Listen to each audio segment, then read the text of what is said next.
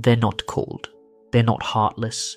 They're not sitting there calculating how to keep people at a distance because it gives them some kind of power. It's the opposite, actually. The people who trust no one are usually the ones who trusted the hardest once and paid for it in a way that rewired everything that came after. If you're someone who double-checks every promise, if you hear, "I'll always be there," and something inside you flinches instead of relaxes, if you've caught yourself scanning people's words for the thing they're not saying, not because you enjoy suspicion, but because the last time you didn't, it cost you something you couldn't get back, this video is going to feel uncomfortably familiar.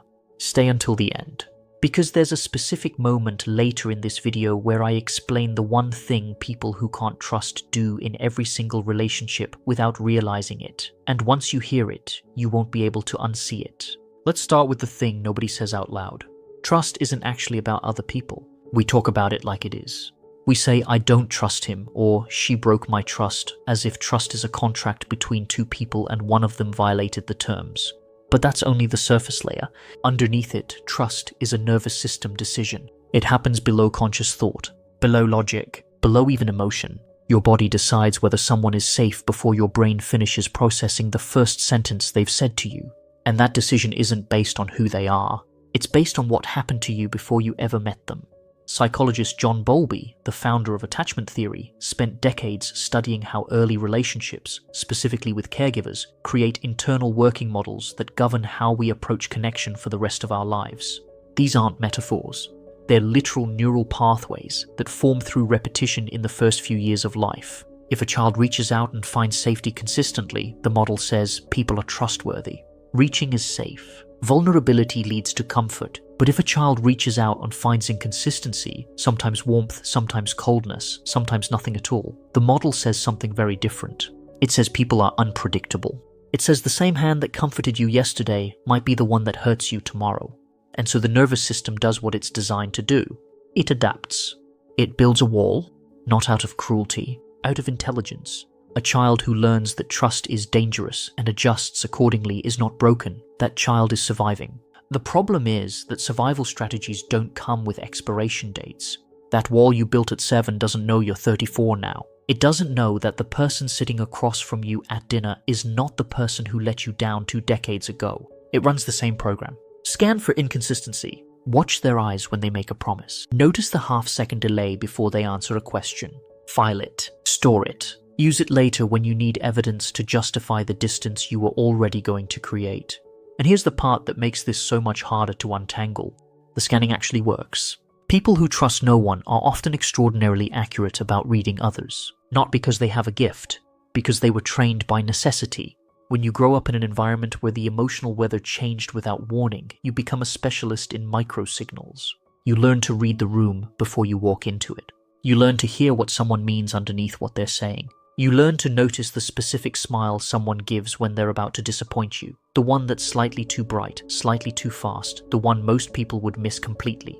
Psychologist Edward Tronick, known for his still face experiment research, demonstrated that even infants, months old, are constantly reading the emotional availability of the people around them. When the signal is warm and consistent, the infant settles. When the signal drops, when the face goes blank, or the responsiveness disappears, the infant doesn't just feel sad. The infant panics, then tries to re-engage, then withdraws. That sequence, panic, effort, withdrawal, is the exact sequence that plays out in adults who can't trust. They feel the pull towards someone. They want to believe it. But the moment there's a flicker of inconsistency, a text that comes back too late, a tone that shifts for no apparent reason, a promise that sounds a little too easy, the old sequence fires, and they pull back. Not because they want to, because their system has already made the call. This is why telling someone who doesn't trust to just trust is like telling someone who flinches at loud noises to just relax. You're asking them to override a system that was built to keep them alive. The flinch isn't the problem. The flinch is the memory, and the memory is doing exactly what it was designed to do. Let me say something important here. There are people who don't trust because they process connection cautiously. They take longer. They watch more. They let people in slowly through a series of small tests that most people never notice. And then there are people who don't trust because something specific happened, something that shattered the internal model completely, a betrayal. an abandonment, a moment where the one person who was supposed to be safe became the source of the danger. These two types look almost identical from the outside, but they are fundamentally different on the inside, and understanding which one you are changes everything about what happens next. The first type, the cautious processor, often had a childhood where trust was available but inconsistent. Sometimes the parent was emotionally present. Sometimes they were distracted, overwhelmed, or emotionally absent. The child learned that people can be good and unreliable at the same time, so they didn't stop trusting entirely. They just started trusting in pieces. Small, controlled, revocable pieces. These are the people who will let you get close, but only so close. There's a line, and if you pay attention, you can feel it. They'll share certain things, but not others. They'll be warm, but keep a private reserve that never fully opens. They're not cold. They're managed. Every bit of access you have to them was granted deliberately, and it can be taken back at any time without you ever knowing why. Psychologist Mary Ainsworth, who expanded Bowlby's attachment theory through her strange situation experiments, identified this as anxious avoidant attachment. The child who learns that the caregiver is unreliable doesn't stop wanting closeness. They develop a strategy around it. They approach and then pull back. They open a door and then stand slightly behind it. They want you to come closer and are simultaneously terrified that you will, because closer means more surface area for damage. And they've done that math before. The second type, the one who experienced a specific shattering event, operates differently. For them, it's not that trust was inconsistent. It's that trust was weaponized. Someone they relied on completely used that reliance against them.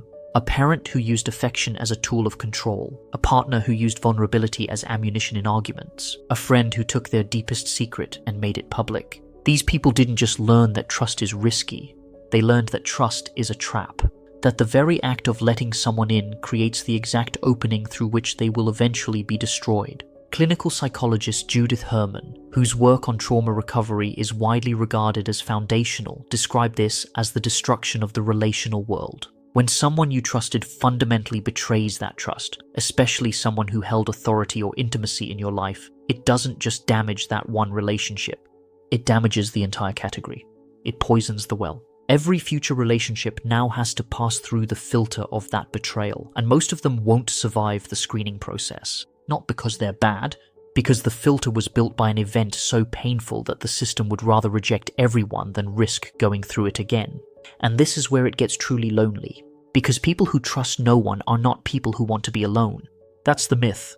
That's what the world tells itself to make sense of someone who keeps distance. They must like it. They must prefer it. They must be wired differently than the rest of us. But that's not it. Research by social psychologist John Cacioppo, who spent years studying the neuroscience of loneliness, found that the people who struggle most with trust often experience the deepest loneliness, precisely because the desire for connection is still fully intact.